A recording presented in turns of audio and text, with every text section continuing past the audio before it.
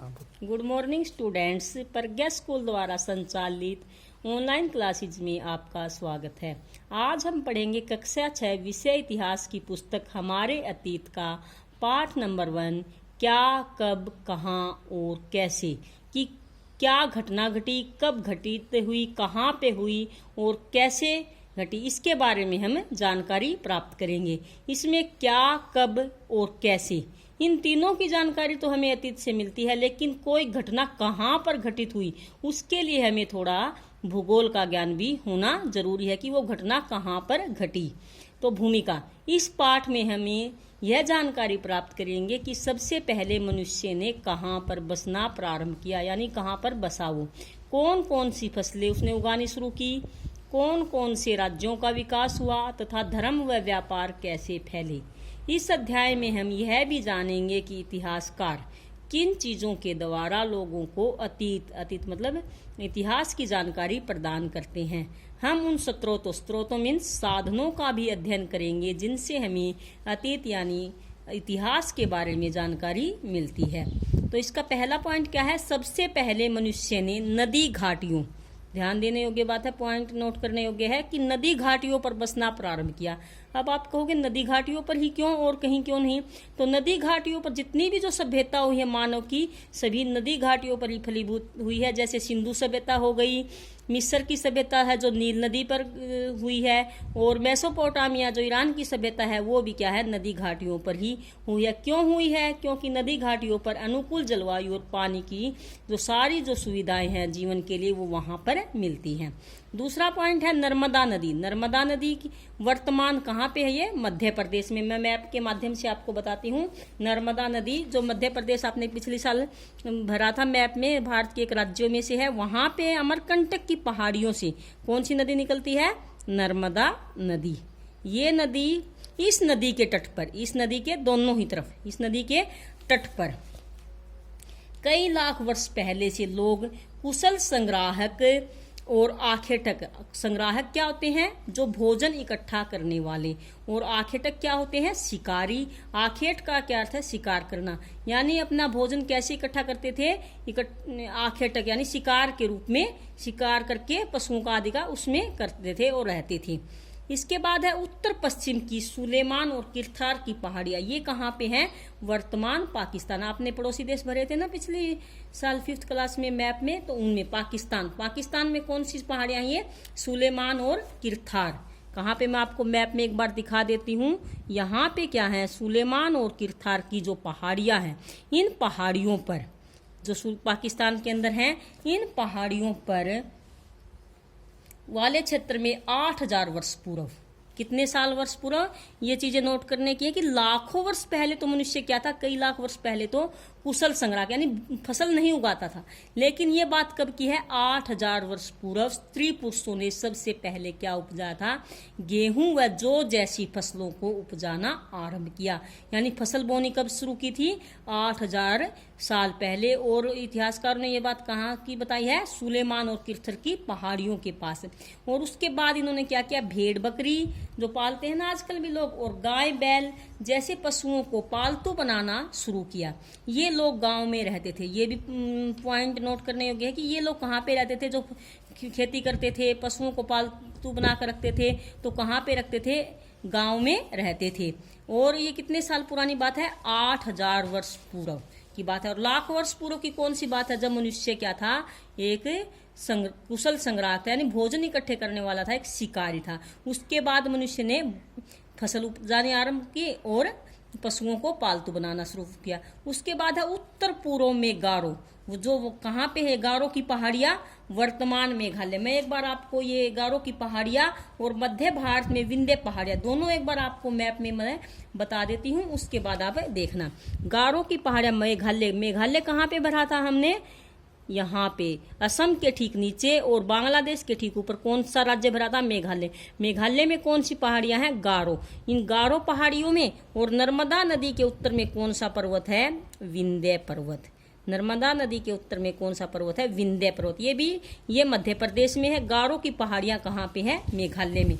इन दोनों जगहों पर विंध्य पहाड़ियों वाले क्षेत्रों में भी कृषि का विकास हुआ। विंध्य के उत्तर में स्थित, यानी विंध्य पर्वत हमने भरा ना मध्य प्रदेश में, उसकी उत्तर दिशा में स्थित स्थान पर सबसे पहले चावल उगाया गया। वहां पर क्या उगाया गया? चावल उगाया गया। उससे पहले सुलेमान और किर्थर की पहाड़ियों में क्या है? गेहूं जो है, जो सबसे पहले उगाए गए थे।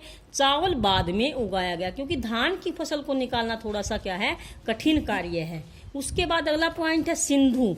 अब मैं आपको सिंधु नदी की स्थिति और एक बार मैप में क्लियर करके दिखाना चाहती हूँ। सिंधु नदी कहाँ से निकलती है? तिब्बत के समीप मानसरोवर झील से निकलते हुए यहाँ पे कश्मीर से होते हुए क्या है, ये पाकिस्तान की से होते हुए अरब सागर में गिरती है। तो ये कौन सी नदी है? सिंधु नदी।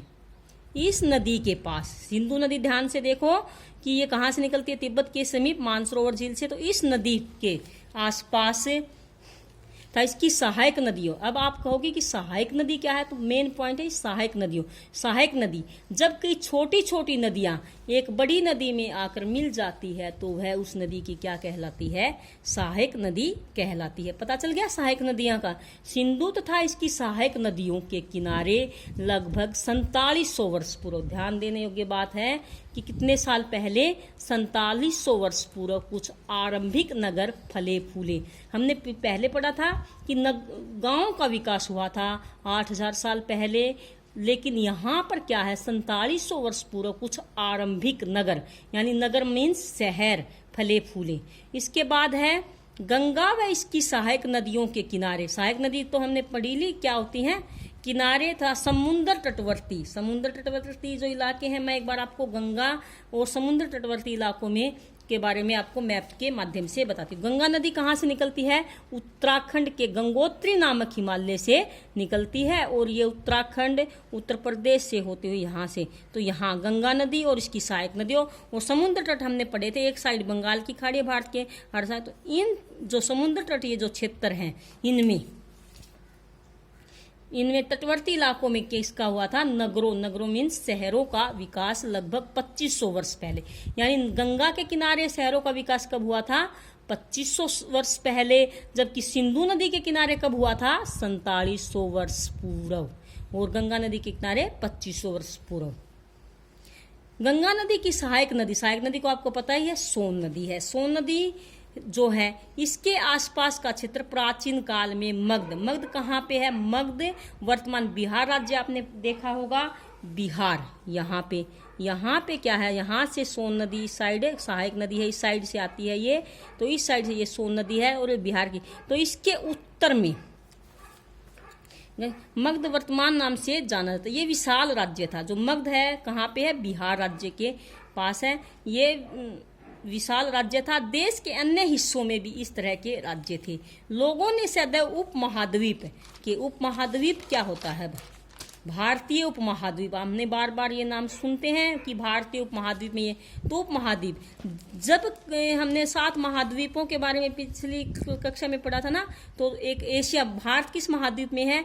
एशिया महाद्वीप में। लेकिन हम भारतीय उपमहाद्वीप भी बोलते हैं। तो भारत का ये हिस्सा है जो एक शेष पूरे महाद्वीप से अलग दिखाई देता है, इसलिए इसको क्या बोला जाता है? भारतीय उपमहाद्वीप। तो उपमहाद्वीप के एक हिस्से से दूसरे हिस्से तक लोगों ने क्या की? यात्राएं की। और उस यात्रा के द्वारा क्या है, कभी कभी सेनाएं दूसरे क्षेत्रों पर विजय हासिल करने के लिए भी यात्रा करती थी। इसके अलावा जो व्यापारी थे, कभी काफिले मीन्स समूह में, तो कभी जहाजों में, जो पानी वाली जहाजें, समुद्री जहाजों में क्या है, अपने साथ मूल्यवान वस्तुएं लेकर एक स्थान से दूसरे स्थान पर जाते रहते थे। धार्मिक गुरु जो धर्म की जो शिक्षा देते थे, लोगों को सलाह देते थे, वे एक गांव से दूसरे गांव की यात्रा करते थे। कुछ लोग नए रोचक, मतलब नई नई चीजों को खोजने की चाह, मतलब इच्छा होती थी कई लोगों की नई नई चीजें खोजने की, उसके लिए भी क्या करते थे? यात्रा करते थे। अपने देश के लिए हम इंडिया या भारत जैसे शब्दों का भी प्रयोग करते हैं। हमारे देश को इंडिया भी बोलते हैं, जैसे हिंदुस्तान भी बोलते हैं, भारत भी बोलते हैं। तो ये नाम हमारे देश के कैसे पड़े, हम यहाँ पे जानेंगे। इंडिया शब्द किससे निकला है? ध्यान देने, पॉइंट नोट करने योग्य है। इंडिया शब्द हमारे देश का भारत नाम या इंडिया नाम कैसे पड़ा, तो ये पॉइंट आप नोट कर सकते हो कि कैसे पढ़ा। तो इंडिया शब्द इंड्स से निकला है। जिसे संस्कृत भाषा में क्या कहा जाता है, सिंधु कहा जाता है। इंड्स को क्या कहा जाता है, सिंधु कहा जाता है। लगभग 2500 वर्ष पूर्व उत्तर पश्चिम में आने वाले ईरानियों तथा यूनानियों ने सिंधु को क्या कहा है, हिंदोस अथवा इंडोस, और इस नदी के पूर्व में स्थित देश को क्या कहा है, इंडिया कहा। हमने सिंधु नदी की स्थिति देखी है ना, एक बार और देख लेते हैं। तो इसमें उत्तर पश्चिम, ये सिंधु नदी है, सिंधु नदी के उत्तर पश्चिम दिशा ये हो गई, उत्तर और पश्चिम दिशा ये साइड वाली होगी, और पूर्व दिशा इस साइड वाली, इस साइड वाली, ये जो इस जगह को क्या बोला है उन्होंने, इस जगह को, इस नदी के पूर्व में स्थित देश को इन्होंने क्या कहा है, इंडिया कहा है। अब भारत नाम कैसे पड़ा, ये देखो, हमारे देश का भारत नाम, भरत नाम का प्रयोग उत्तर पश्चिम में रहने वाले लोगों के एक समूह के लिए किया जाता था। किसके लिए किया जाता था, भरत नाम का प्रयोग, कि भरत एक समूह है, उत्तर पश्चिम दिशा में एक समूह था, एक जाति था, उसके लिए किया जाता था। इस समूह का उल्लेख हमें किसमें मिलता है, संस्कृत की एक आरंभिक कृति वेद नाम, वेदों के बारे में तो आप जानते होंगे, कितने वेद हैं, ऋग्वेद जो है सबसे पुराना वेद है, जो लगभग 3500 वर्ष पुरानी। इसके बाद सामवेद है, अथर्ववेद है, यजुर्वेद है, तो ये 4 वेद है। जो चारों वेदों में से जो ऋग्वेद है ये सबसे पुराना वेद माना जाता है, और ये संस्कृत भाषा में लिखा है। तो इसमें मिलता है, किसका उल्लेख मिलता है, भरत नामक समूह का। तो उसके आधार पर भी हमारे देश का क्या नाम पड़ा, भारत। तो आपको पता चल गया कि हमारे देश का नाम इंडिया, हिंदुस्तान या भारत नाम कैसे पड़ा। तो आज का हमारा ये लेसन इतना ही, इसके बारे में हम आगे कल पढ़ेंगे। और जितना लेसन आपको पढ़ाया गया आप उसका घर पर एक बार रिवीजन जरूर करें।